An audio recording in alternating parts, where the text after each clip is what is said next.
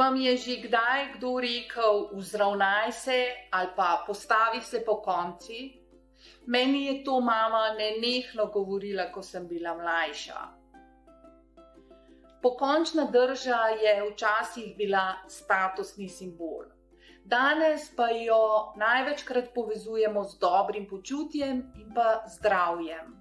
Kaj pa nam govori naša slaba telesna drža? To, da je naša samopodoba slaba? Ali pa se v njej skrivajo vzroki za našo bolezen? Moje ime je Maja in sem svetovalka za delovni prostor in dobro počutje pri delu. Sem pa tudi ustanoviteljica Dobre pisarne. Predstavila pa ti bom, kako z majhno spremembo v svojem delovnem okolju lahko narediš velik učinek na svojem zdravju in dobrem počutju pri delu.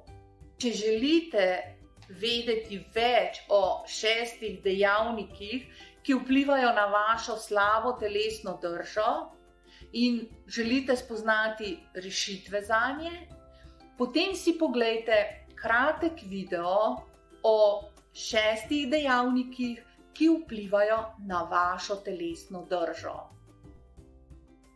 Zdaj je čas za premišljen korak v svoji telesni drži in se odprete za življenjsko energijo ter stopite v svojo moč.